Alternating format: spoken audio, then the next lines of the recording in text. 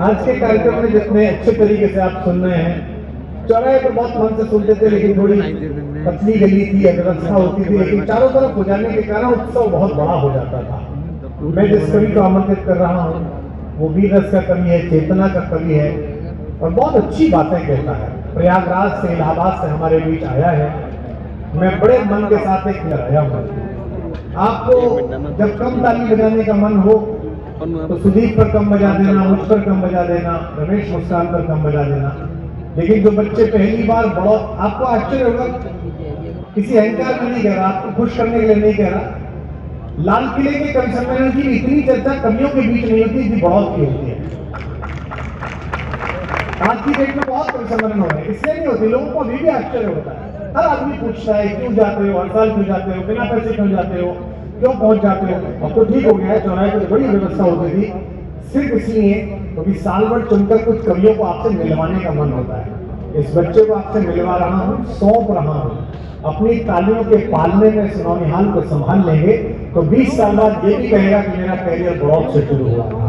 पीयूष मालवीय के लिए आपकी तालियां थोड़ी कम है इस बच्चे के लिए, एक बार और जोरदार तालियां बजाकर स्वागत करिए पीयूष मालवीय। वहां पहले शेर नहीं रहा करते तो वहां आज भी शेर रहते हैं। तालियां जिसके दम पर हिंदुस्तान को आंख दिखा रहा है, उसके पास केवल डॉलर की शक्ति है। अमेरिका के पास केवल डॉलर की शक्ति है और मैं बढ़ौत में खड़े होकर के कह देना चाहता हूं कि पूरे अमेरिका के पास उतने डॉलर नहीं होंगे जितने डॉलर हमारे देश के युवा, हमारे बढ़ौत के युवा पहन करके दौड़ लगाते हैं।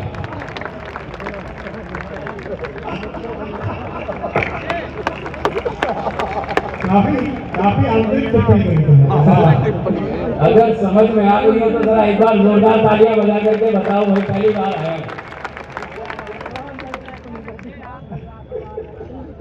लेकिन एक बात और कर देना चाहता हूं कि अमेरिका कितना भी भारत को आंख दिखाए, बढ़ौत में खड़े होकर के टिप्पणी कर देना चाहता हूं आप लोगों के मध्य में कि अमेरिका कितना ही हमारे देश को आंख दिखाए, जब तक हमारे बढ़ौत में खेती करने वाले किसान और व्यापार करने वाले जैनों में क्षमता बाकी है, कोई भी दुनिया का दादा भारत माता का सर झुका नहीं सकता। बहुत बहुत प्रणाम करता हूं। जान ही बची थी तो वो जान दे के आ गए। और निवेदित कर देना चाहता हूं, हमारे इस देश की वीरांगनाएं मेरे समक्ष वर्दी पहन के बैठी हैं और मातृशक्ति भी मेरे समक्ष बैठी हुई है। एक उक्ति कही गई हमारे इस देश में, यत्र नार्यस्तु पूज्यन्ते रमन्ते तत्र देवता। जहां पर नारियों का पूजन होता है, देवता भी वहीं पर निवास करते हैं। लेकिन इसकी भी अर्हता है, नारियां कैसी होनी चाहिए। कहीं स्वर्ग से हमारी बहन शिव देवी तोमर अगर इस मंच को सुन रही हो तो निवेदित करता हूं 4 पंक्तियां मातृशक्ति के चरणों में और आपका आशीर्वाद चाहता हूं कि सीता अनुसूया व यशोदा जैसी भावों वाली, सीता अनुसूया व यशोदा जैसी भावों वाली पावन चरित्रों की निशानी कौन बनेगा। कि सीता अनुसूया व यशोदा जैसी भावों वाली पावन चरित्रों की निशानी कौन बनेगा।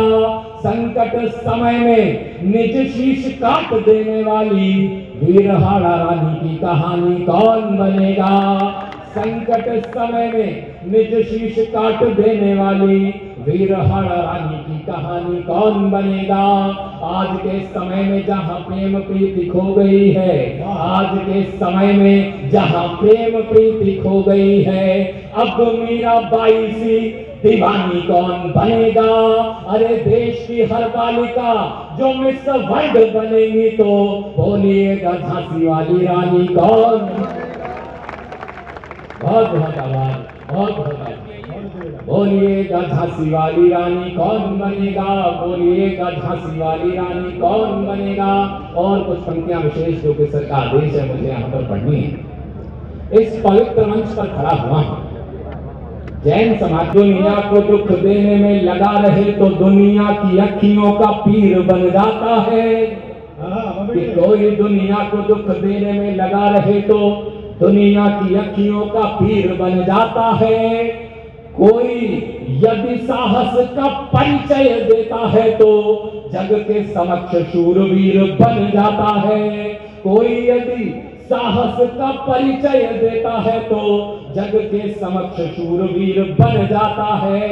दुनिया के लिए वरदान बनता है कोई, दुनिया के लिए वरदान बनता है कोई मुनि संत या फकीर बन जाता है।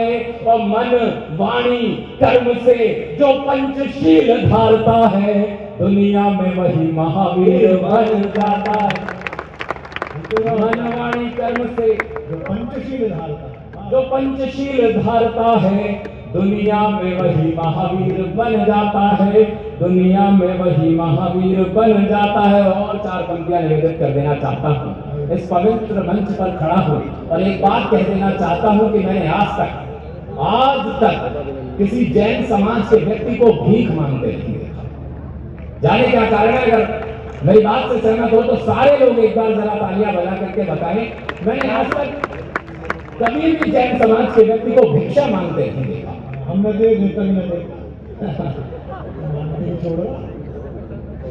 मैंने सबसे पूछा श्रद्धेय सर की उपस्थिति कि सर क्या कारण है कि जैन समाज का व्यक्ति, जब भी मैं उनका नाम देखता हूं तो दानदाताओं की सूची में तो देखता हूं, लेकिन कभी याचना करने वालों की सूची में नहीं देखता। सर ने मुझे बताया कि एक विशेष वस्तु है जैन समाज के पास में। मैं 4 पंक्तियों में बताता हूं कि वो कौन सी विश्व को दिखाया। शांति और दया वाला मार्ग विश्व को दिखाया, मुक्ति प्राप्त करने का जो महान यंत्र है। कि शांति और दया वाला मार्ग विश्व को दिखाया, मुक्ति प्राप्त करने का जो महान यंत्र है। जियो और जीने दो की नीति अपनाने वाला, इसके समान दूसरा न कोई तंत्र है। जियो और जीने दो की नीति अपनाने वाला, इसके समान दूसरा न कोई तंत्र है। कि जियो और जीने दो की नीति अपनाने वाला, इसके समान दूसरा न कोई तंत्र है। और शांति और दया वाला मार्ग विश्व को दिखाया, मुक्ति प्राप्त करने का जो महान यंत्र है। और जियो और जीने दो की नीति अपनाने वाला, इसके समान दूसरा न कोई तंत्र है। जियो और जीने दो की नीति अपनाने वाला, इसके समान दूसरा न कोई तंत्र है। और धार के अहिंसा वाले आचरण को श्रवण, धार के अहिंसा वाले आचरण को श्रवण, धार के अहिंसा वाले आचरण को श्रवण, जन्म मृत्यु बंधन से हो जाता स्वतंत्र है। और अगली पंक्ति हमारी मातृभूमि है तो वो भाई साहब ज्योग्राफी भूल गई पढ़ी लिखी। एक दिन कमरे में बोली कि मेरी समझ में नहीं आ रही, मम्मी से मैंने कोई चीज मांगी थी, मम्मी वो चीज है, तो मम्मी ने कही इंगे रखी। तो वेयर इज दिस इंगे? मैंने कहा किंग गई ढूंढ रहा हूं, नहीं मिल जाएगी। तालियां बजाओ जोरदार। तो तू पढ़ देगा तो सब देना समझ तो बैठने हमारे उत्तर प्रदेश का एक बड़ा नेता लोकसभा में बैठते हैं और हमारे महापुरुषों के ऊपर एक बड़ी अभद्र टिप्पणी कर देते हैं। महाराणा सांगा जी की मैं बात कर रहा हूं, उनके ऊपर टिप्पणी कर देते हैं। मैं नाम नहीं लूंगा किसी का भी, लेकिन उनको जवाब देना भी इस कवि का कर्तव्य है। मैं चूंकि वीर रस का कवि हूं तो उनको उत्तर भी पहुंचना चाहिए। दुख की बात यह है कि वो नेता हमारे ही प्रदेश उत्तर प्रदेश के हैं। पंक्तियां निवेदित कर देता हूं, सुनिएगा। महाराणा सांगा जी का उन्होंने अपमान किया, कवि होने का धर्म निभाता हूं, सुनिए। कि पुरखों को पूजना हमारे संस्कार रहे, पुरखों को पूजना हमारे संस्कार रहे। हम लोग मन में ये भाव लिए बैठे हैं कि पुरखों को पूजना हमारे संस्कार रहे।